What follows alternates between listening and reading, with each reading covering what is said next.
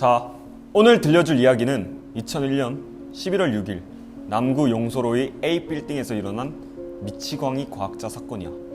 한때 전국을 아주 떠들썩하게 했던 사건이지. 혹시 이 사건 들어봤어? 아니, 나 잘 모르겠어.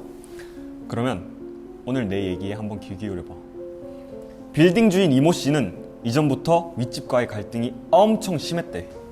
틈만 나면 화약품 냄새, 소음, 그리고 밀린 집세까지. 결국 화가 난 빌딩 주인 이모 씨는 윗집을 찾아가게 된 거야. 쾅쾅쾅. 저기요, 언제까지 밀린 집세 납부 안 하실래요? 지금 안 나오시면 경찰 부르겠습니다. 그래도 묵묵부답인 윗집엔 결국 빌딩 주인 이모 씨가 경찰을 부르게 돼. 누구야? 저기요, 경찰입니다.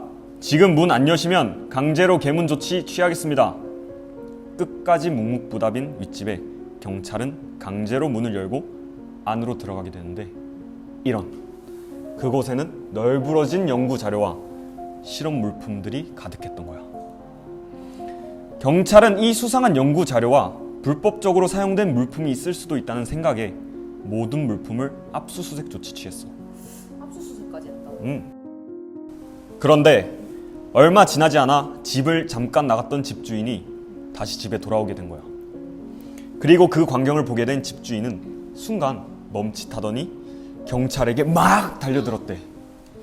그렇게 경찰에게 달려든 집주인은 결국 제압당하여 경찰서에 수감되게 돼. 너 혹시 낙동강댐을 처음 만든 사람이 누군지 알아? 나 들어본 것 같아. 김 씨였던 것 같은데? 비슷해. 맞아.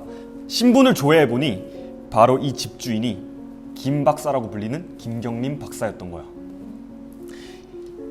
이렇게 위대한 업적을 이뤘던 김경림 박사는 1999년 과학계에서 돌연 잠적하게 되는데, 잠적한 김경림 박사에게 과학계는 이러한 말을 했어. 하늘이 천재를 앗아갔다. 그렇게 잠적한 줄만 알았던 김경림 박사가 2001년 사건 당일날 불법 연구죄로 경찰에 송환이 된 거야. 당신이 그 유명한 김경림 박사 맞죠? 대체 잠적은 왜 한 거고 그곳에서 무엇을 만들고 있었습니까? 수사관의 질문에도 김 박사는 머리를 부여잡은 채 여전히 묵묵부답이었어. 그렇게 김 박사는 불법 연구죄로 감옥에 갇히게 되었고, 이후 2005년 김 박사는 결국 감옥에서 원래 있던 지병이 쇠약하게 되어 결국 사망하게 돼. 지금까지 들었을 땐 이 과학자에 대해 어떻게 생각해? 내가 봤을 때 살짝 미친 과학자 이런 느낌 나는 것 같은데? 맞아. 세간도 그렇게 기억했는지 이 김 박사에게 하나의 별명을 붙여줘. 미치광이 과학자. 그렇게 이 사건은 이대로 마무리되어 가던 도중 2022년 8월 21일 수자원 공사의 어떤 과학자의 발언으로 모두 뒤집어지게 돼. 김경림 박사는 미치광이가 아닙니다. 그녀는 그저 자신의 연구에 미쳐 있었을 뿐이라고요. 엥? 갑자기? 왜? 이 발언이 나오게 된 계기는 2015년으로 거슬러 올라가게 돼. 김경림 박사가 감옥에 수감되고 그녀가 살던 집은 빈집이 되었지만 아무도 그 미치광이의 집에서 살려고 하지 않았어. 그렇게 그 방은 오랜 시간 동안 방치되게 되었고, 어느 날 한 과학자가 그 방에 입주를 하게 돼. 그 과학자의 이름은 바로 김민규 박사야. 수자원 공사에 갓 입사한 연구원이었던 그는 모처럼 입주할 집을 찾던 도중 집의 집세가 싼 것을 보고 냉큼 입주를 하게 된 거야.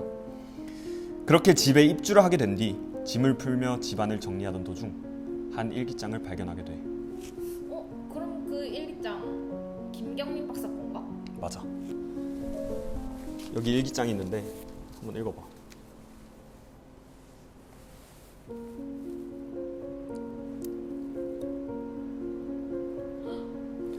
사실 김경림 박사가 잠적하게 된 이유는 바로 그녀의 공로가 과학계에서 가로채지는 것을 방지하기 위함이었어. 그리고 더 충격적인 이유는 11월 5일 일기에 적혀 있어. 11월 5일? 아까 사건 당일 전날 말하는 거 아니야? 11월 5일은? 맞아. 뒷페이지를 한번 넘겨봐.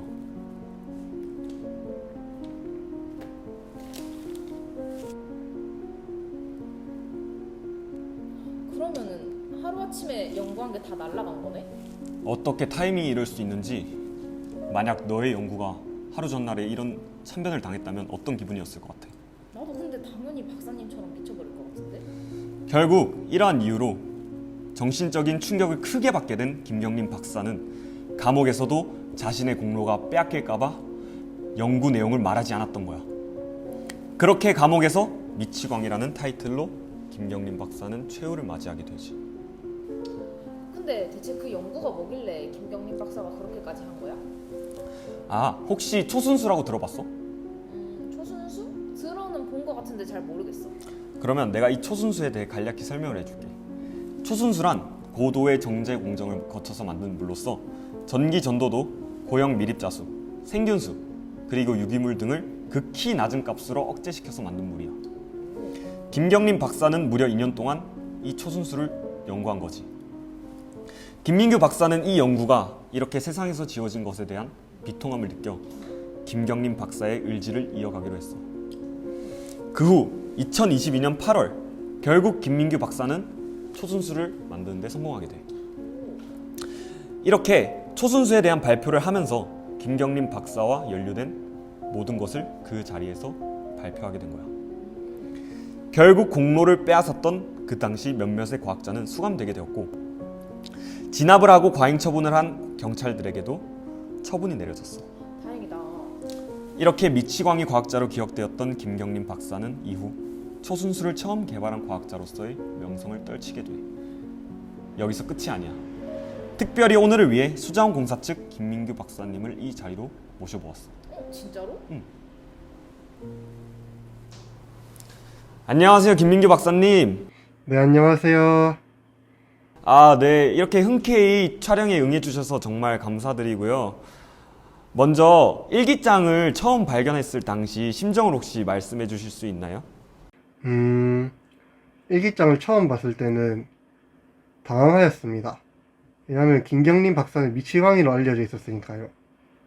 하지만 일기장을 읽으면서 그 생각이 달라졌습니다. 사실 김경림 박사가 미치광이가 아니라는 사실을 알리고 싶어졌습니다. 그러면 초순수가 솔직히 조금 이해하기 어려운 단어잖아요. 그러면 이 초순수를 저희에게 한번 설명을 해주실 수 있나요? 일단 초순수란 간단하게 설명하자면은 특수 처리 공정을 거쳐 오염 물질을 모두 제거한 상태의 물을 말합니다. 초순수는 정밀 산업 분야에 광범위하게 사용되며 특히 반도체 산업에서 반도체 생산 공정 중에 나오는 오염물 등을 세정하는 데 사용됩니다. 우리나라는 전 세계 반도체 제조의 약 80%를 차지하는 만큼 초순수는 우리나라한테 매우 중요하다고 할 수 있는데 아직은 초순수를 많이 수입해서 사용하고 있습니다. 따라서 저와 김경림 박사의 연구를 토대로 초순수 국산화를 통하여 초순수의 수입 의존도를 낮추고 반도체 산업 이외에 제약, 바이오, 정밀화학 등 고부가가치 산업에 광범위하게 사용하고 전 세계적으로 성장하고 있는 초순수 시장에 뛰어들 수도 있습니다. 이처럼 무한한 가능성을 가진 초순수에 대하여 아직은 많은 관심이 부족한데 국민 여러분들의 많은 관심을 부탁드립니다. 다시 한번 촬영에 응해주셔서 정말 감사드리고요. 앞으로 있을 학계에서도 무궁무진한 발전 가져다 주시길 바라겠습니다. 이만 인사드리겠습니다. 감사합니다, 박사님. 감사합니다. 네, 감사합니다. 그러면 오늘 내가 이렇게 김경림 박사님에 관한 이야기를 들려줬잖아. 이걸 듣고 나서 너가 느낀 소감은 어때? 일단 이런 사건이 있었다는 거에 알게 돼서 되게 충격적이기도 했고 뜻깊었던 것 같기도 해. 그리고 초순수에 대해서 정확하게 알게 된 점 정말 유익했고 또 앞으로의 K-워터의 행보도 기대가 되는 중이야. 그러면 우리 다음 달에도 이런 흥미로운 이야기를 해줄 테니까 많은 관심 가져줬으면 좋겠어. 그래. 안녕.